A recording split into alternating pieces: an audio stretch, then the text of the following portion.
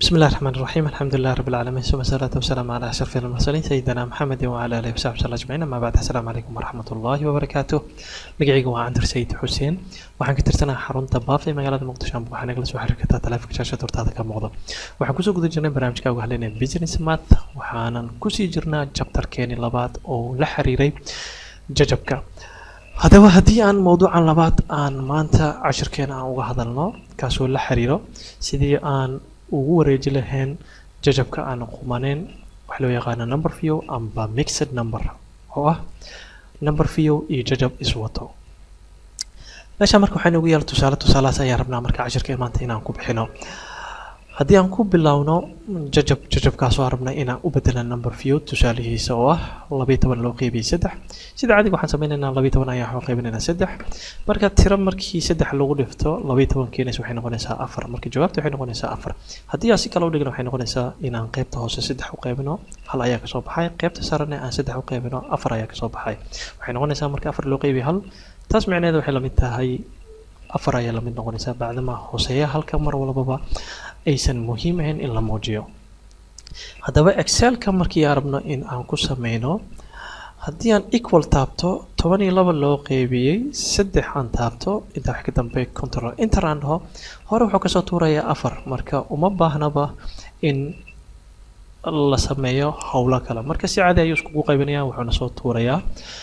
jawaabta saxda oo ah 4 marka wuxuu noqonayaa whole number laakiin waxaan ka keenna marka hore jajab ayaan ka keenna jajabkiisana wuxuu ahaa 12 loo qeybiyay 3 tusaalaha ku xiga wuxuu noqonayaa 13 loo qeybiyay 3 marka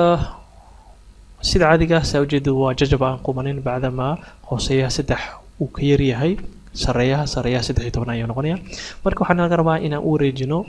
haddii uusan noqonaynin number view dabcan waxaan ujeednaa inuusan number view noqon karin sidii tusaalihii koobaad aan soo sameynaynay marka waxaan laga rabaa inaan ka dhigno wax loo yaqaano mixed number oo ah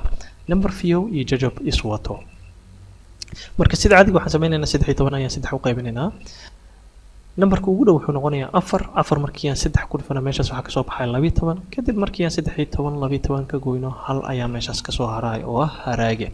marka waxay noqonaysaa in aan u qorno 3 oo hooseeyaha 4 oo banaanka tagaya hal oo noqonayo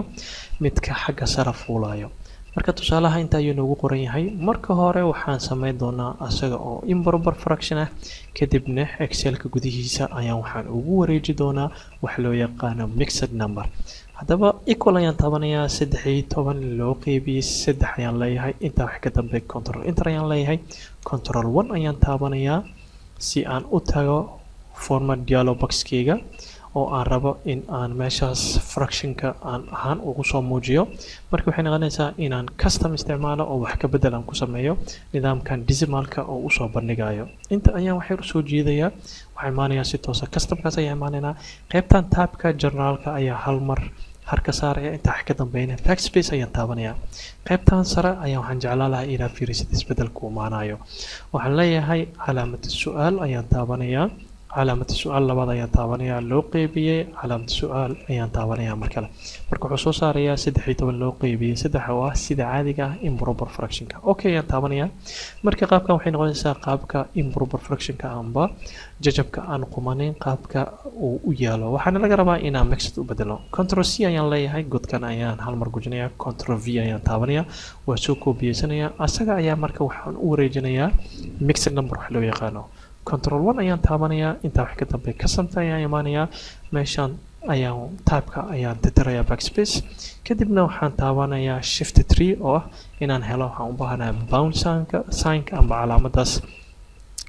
oo istalaabta space ayaan taabanayaa calaamad su'aal loo qeybiyo calaamad su'aal marka waxaad dareemaysaa in 13 loo qeybiyo 3 hadda aan u wareejiyay mixed number oo ah 4 hal loo qeybiyo 3 inta wax ka dambe okay ayaan taabanayaa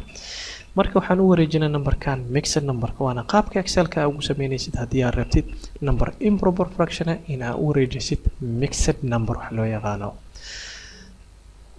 haddii marka tusaalaha meeshan ku yaalo hal mar aan meeshan ku qoro equal ayaan leeyahay 139 loo qeybiyay 8 waxaana laga rabaa in aan u wareejino mixed number inta wax ka dambe control enter ayaan leeyahay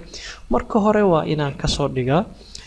improper fractionkiisa oo ah saddex calaamad su-aal loo qeybiye calaamad su-aal ayaan taabanaya bacdama hooseeya hal uu yahay koreyaana saddex number uu ka kooban yahay marka saddex calaamad su-aal loo qeybiye hal calaamad su-aal intaa wax ka dambeeyana okay ayaan taabanaya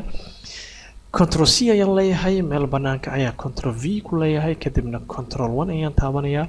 customkan ayaan waxaan ku qorayaa calaamada bound sign space ayaan taabanaya calaamad su-aal loo qeybiye calaamad su-aal ayaan si toos taabanaya bacdama laba number uu yahay numberka view aniga waxaan qoray hal bound sign ayaan qoray marka kaas ayaa nagu filnaanaya intaa wax ka dambeeya okay ayaan taabanaya jawaabta waxay noqonaysaa 17 oo ah number view 3 loo qeybiye 8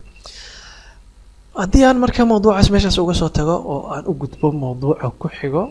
ku xigo sida caadiga ah wuxuu la xiriiraa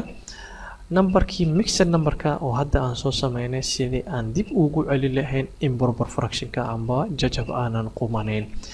nidaam caadi ah fudud ayaa la isticmaalaa tusaale ahaan 3 hal loo qeybiye 5 ayaan waxaan rabnaa inaan ku celino mixed numberkiisa marka waxay noqonaysaa inaan ka bilaabno 5 wuxuu noqonayaa hooseeyana kadib waxaan isticmaalaynaa nidaam yar oo fudud 5 ayaan waxaan ku dhifanaynaa 3 kadibna waxaan ku daraynaa 1 haddii fiirsid qaabka meeshaan ugu yaal waa qaabka ugu fudud oo aad ku fahmi kartid waxaan ka bilaabaynaa 5 hooseeyana ayuu noqonayaa waxaan ku dhifanaynaa numberka view banaanka yaal oo ah 3 kadibna waxaan ku daraynaa numberka xagga sare saaran oo denominatorka inta wax ka dambeeyana waxaan u qaybinaynaa numberkii aan ka bilaabnay oo ahay hooseeyaheena marka jawaabtu waxay noqonaysaa markii 5 3 lagu dhifto 15 hal loo geeyo 16 markii 16 loo qeybiyo 5 ayay noqonaysaa qaabkaas wuxuu noqonayaa marka gacanta markii la sameynayo qaabka aad uga shaqaysiinaysid laakiin excelka markaad joogtid waxaan u malaynayaa inaad u baahanaysid qaab gaar ah inaad u qortid marka hore waxaana laga rabaa 3 hal loo qeybiyo 5 in aan excelka gudihiisa aan mixed number ahaan ugu sameyno equal ayaan leeyahay numberkan 3 ayaan taabanayaa hal loo qeybiyo 5 ma raacsii kari bacdama 3daana number view yahay iyo hal loo qeybiyo 5 ay israacsan yihiin waxaan isticmaalayaa lagu daraya isticmaalaya haddii aad fiirisid 3 iyo hal loo qeybiyo 5 iyadaas waxay keenaysaa marka aan ayay noqonaysaa isku dar ayay keensanaysaa hal loo qeybiyo 5 ayaan leeyahay inta wax ka dambeeya control enter ayaan leeyahay 3.2 ayuu soo saarayaa control 1 ayaan taabanayaa waxaan sameynayaa inaan customka aan tago kadibna wax ka bedel ayaan kusoo sameynayaa calaamada bonsanka calaamad su-aal loo qeybiye calaamad su-aal ayaan si toos ah u qorayaa inta wax ka dambeeyana okay ayaan taabanaya hadda marka waxaan soo saarnay 3 iyo hal loo qeybiyo 5 oo iswato control C ayaan leeyahay meel banaanka ayaan dhiganayaa control V waxaan u wareejinayaa improper fraction control 1 ayaan taabanayaa custom number formatka ayaan kusoo laabanayaa intaa wax ka dambeeyana waxaan u bedelayaa laba calaamad su-aal loo qeybiye hal calaamad su-aal bacdama kor laba number oo ka koobnaa doono intaa wax ka dambeeya okay ayaan taabanaya wuxuu sameynayaa markii 16 loo qeybiye 5 ayuu si caadi uga dhigayaa marka hore waxay ahayd improper fraction mixed number ayuu ahay kadibna waxaan u wareejinay improper fraction amba jajab aanan qumanayn ayaan ka dhignay haddii aan marka tusaalaha meeshaan ku yaalo si yaro fudud aan u sameyno anagoo ka jawaabayno amba ka tusaale qaadanayna tusaalaha kor aan kusoo sameeyey waxaana laga rabaa in laba number aan u wareejino improper fraction mid wuxuu noqonayaa hal laba loo qeybiyo 5 midna wuxuu noqonayaa number caadi oo 9 kan 9ka haddii aan ku hormaro 9ka sida caadiga hooseeyihiisa hal ayuu noqonayaa marka waxaan u qaybinaynaa hal bacdama hooseeyaha iyo sareeyaha markaan ay kala badan yihiin oo 9 uu badan yahay sidaas ayuu wuxuu si toos ah ku noqonayaa improper fraction amba jajab aanan qumanayn marka asaga wax kale uma baano kaliya waxay noqonaysaa in halka hoos ugu qarsoonaay la muujiyo haddii aan u soo gudbo tusaalaha meesha ku yaal hal laba loo qeybiyo 5 waxay noqonaysaa sida caadiga ah inaan 5 hal ku dhifano 5 ayuu noqonayaa laba aan u geeno 7 loo qeybiyo 5 ayuu noqonayaa haddaba markii aan rabno excelka gudihiisa inaan ku sameyno waxay noqonaysaa equal inaan taabto hal loo geeyey laba loo qeybiyo 5 inta wax ka dambeeya control enter ayaan leeyahay control 1 ayaan taabanayaa si toos ah waxaan u aadayaa qaybta taabka markaan waxaan isticmaalayaa calaamad su-aal loo qeybiyo calaamad su-aal loo qeybiyo calaamad su-aal si toos ah ugu keeno 7 loo qeybiyo 5 marka si caadi ah wuxuu u sameynayaa 7 loo qeybiyo 5 control 1 ayaan taabanayaa waxaan u maleysaa meeshaas in ay dhibac yar iga gashay marka dhibacda haddii aan ka saaro kadibna okay aan taabto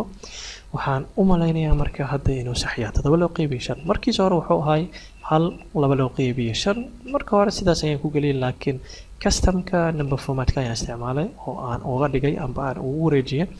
jajab aanan qumanayn maanta cashirkeena insha allah tacaala intaas ayaan ku hakanaynaa intaa cashir lamidaan kulmayna waxaan idinkaga tegayaa sidaas iyo nabadgelyo subxaanaka allahumma bixamdika ashhadu an laa ilaaha illa anta astaghfiruka wa atuubu ilaik wasalaamu calaykum waraxmatullaahi wabarakaatu